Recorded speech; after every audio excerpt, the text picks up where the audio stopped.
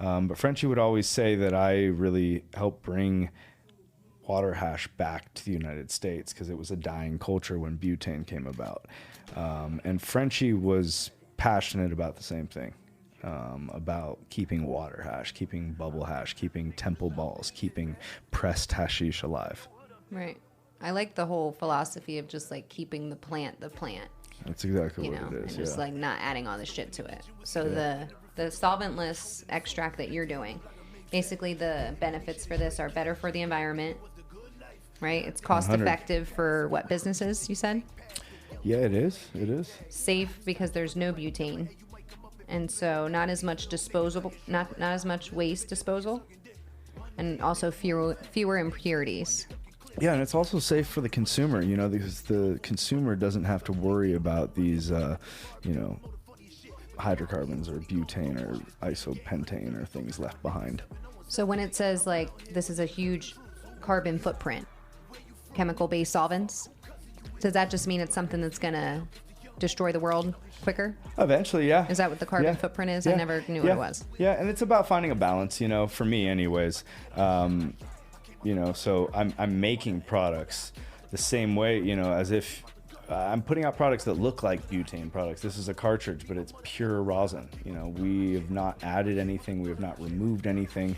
It's pure rosin. And this is a disposable product. Once this cartridge is done, this is to be recycled. Same thing with this. And I'm coming down on myself right now, but there are some changes that need to be made in general in our industry. And we're working on them slowly, but at the same time, people really like ease of use, and new users don't want to have to press a button 3 times or figure out what temperature to use a product at. Right. So this disposable that we just filled recently is That's very, your brand? very user friendly. It's just something personal. We're doing a lot of R&D right now, so this is just like a personal R&D project that I was doing.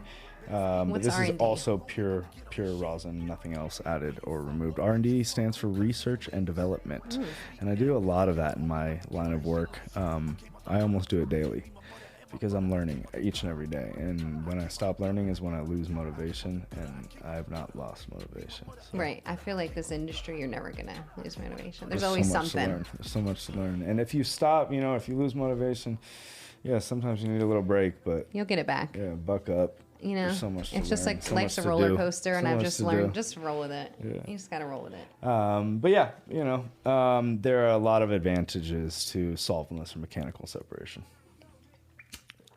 So the rosin, what is that? That's what's coming out? The extract is the rosin? Yep. Okay. I was actually told about that, resin versus rosin. Live resin would be made with butane, and live rosin or rosin would be made mechanically.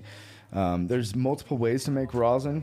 Some people press flour and make flour rosin. I prefer to make a more stable product, so we make that water hash first. I freeze dry that water hash.